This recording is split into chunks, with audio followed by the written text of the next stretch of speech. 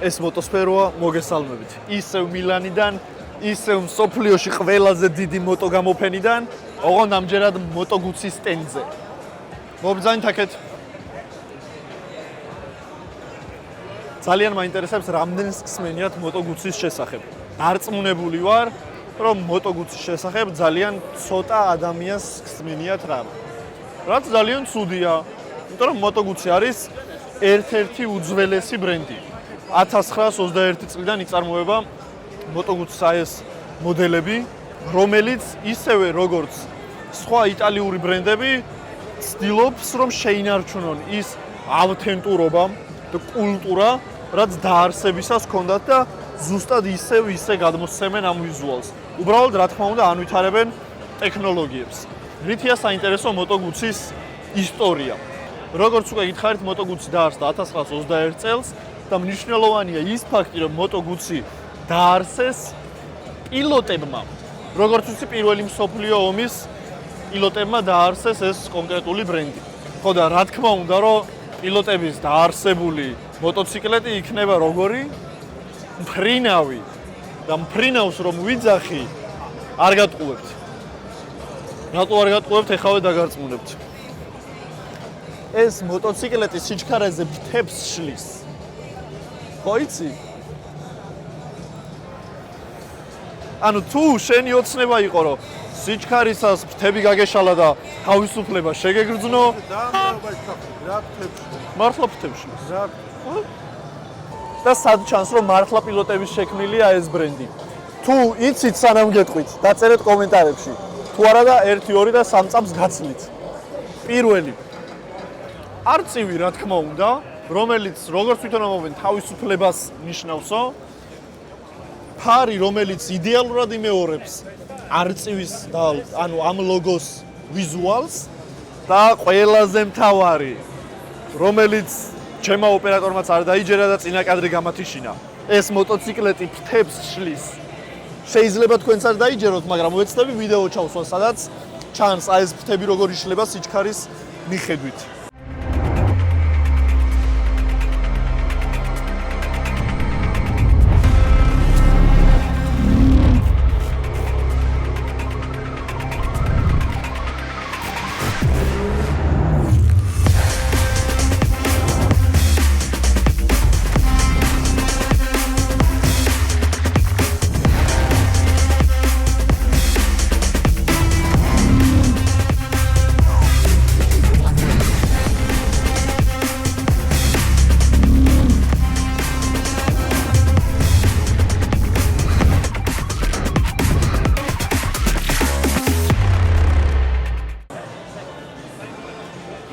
ანუ ეს არის ის, რაზეც ბევრი ოცნებობს ალბათ. რომ მიმავალზე ფრთები გაშალონ და გაფრინდნენ.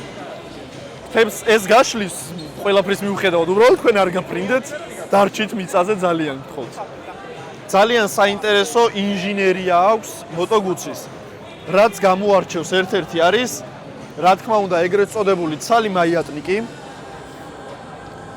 და ყველაზე კომფორტული ბაიკერებისთვის არის ის, რომ ამ მოტოციკლებს არ სჭირდება ცეპის სერვისი, არც დაზეთვა, არც გარეცხვა, არც მიჭიმვა, არც მოჭიმვა.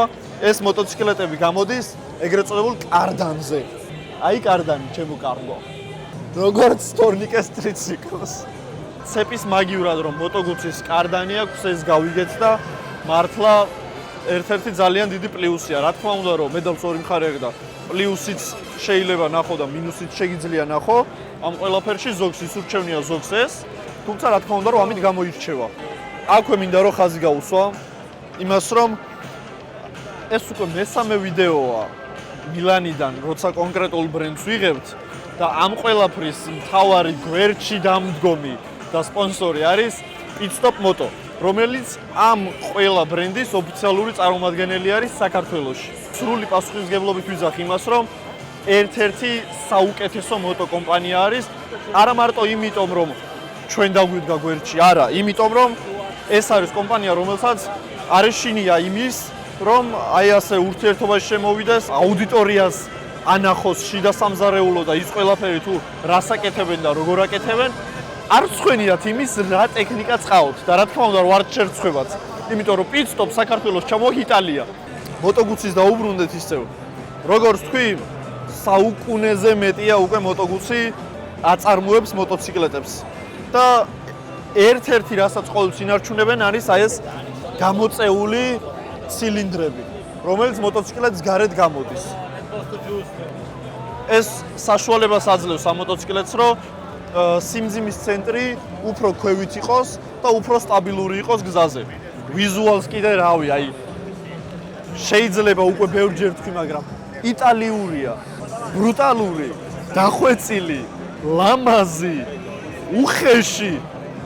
აი ამ ყველაფრის ნაზავი არის იტალიური მოტოციკლეტების აი ეს ვიზუალი. რაც მე პირადად ძალიან მომწონს. ან კლასიკა, ეს მოტოციკლეტი ხო ყველა დარწმუნებული ხართ, რომ 1920 წელს გამოშვებული არ არის. ბოდიში 20 წელს ვერ გამოუშვებდნენ. 1940 წელს გამოშვებული არ არის. მაგრამ აი ეს ვიზუალი შენარჩუნებულია, რაც აი რეტრო კულტურაში გვინახავს რა. შეგიძლია ყავდეს ახალი, თუმცა რეტრო. მე არ ვიცი ადამიანი და მოტომოყვარული, ვისაც ეს სტილი შეიძლება რომ არ უყვარდეს. ანუ მე პირადად დიდი სიამოვნებით რაღაცა ძალიან მაგარ შეხვედრაზე, აი ბექემს რო აქვს ფოტოები, ყველას ეცოდინება ეგ.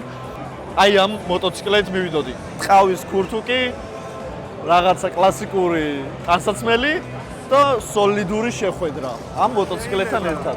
შეიძლება ყავდეს სპორტიც, სტრიტიც, ენდუროც, თუმცა ეს რომ მოგწონს, ეგ ხო გარდაუვალია. ხო კლასიკაა უბრალოდ, ან მეც ვერაფერს ვერ ვიტყვი, რეტროა, კლასიკაა და მოხდენილია. ან გევასება, ან გეიხარ. ანუ თვალში რა მომხვდა ახლა გეტყვით რა. ყველა სტენდზე ძალიან ესეთი გოგოები არიან, თვალი რო აი ესე უნდა გაგექცეს რა, ცოტა გაუმწვევად ჩაცმულები და აი მოტოგუცის სტენდზე როგორი ელეგანტური მანდილოსნები არიან, უბრალოდ თუ შეიძლება შეხედეთ. ოჯახის ქალები. ეს არ არის ოჯახის შესაშვები. მაგრამ მოტოგუცის სტენდზე არიან ოჯახის ქალები. მაქსიმალურად ფუნქციონალურად აქვთ ყველაფერი ნაჩვენები და ეს ეგრეთ წოდებული ლაიფსტაილი წარმოდგენილი რა. ანუ მოტოგუცი რო ყავს, აი ესეთი ტიპი ხარ რა. არ გჭირდება ზედმეტად თავის გამოჩენა, უკვე გამოჩენილი ხარ. და რა ხანს ამ ყველაფერს ვიზახი, ამას აქვს თავისი მიზეზი. რადგან სხვა დიდი კომპანიებისგან განსხვავებით მოტოგუცის წარმოება არც ჩინეთში და არც ინდოეთში არ გადაუტანია. მოტოგუცი დღემდე ხელით იწყობა კომოს ტბის მახლობლად. ნამდვილად ასეა. როდესაც მოტოგუცის მართავ, ზუსტად იცი, რომ ყველასგან გამორჩეული ტიპი ხარ. რადგან შენი მოტოციკლეტი ხელით არის აწყობილი იტალიაში. ძალიან დიდი მადლობა თუ ვიდეოს ბოლომდე უყურეთ. კიდევ ერთხელ ძალიან დიდი მადლობა მინდა გადაუხადო Pit Stop Motos, რომ მოგცა აი ამ ყველაფრის საშუალება. თქვენ კი რა გრჩებათ გარდა იმისა, რომ გამოიწეროთ არხი, დაწეროთ კომენტარი და დაელოდოთ შემდეგ ვიდეოს.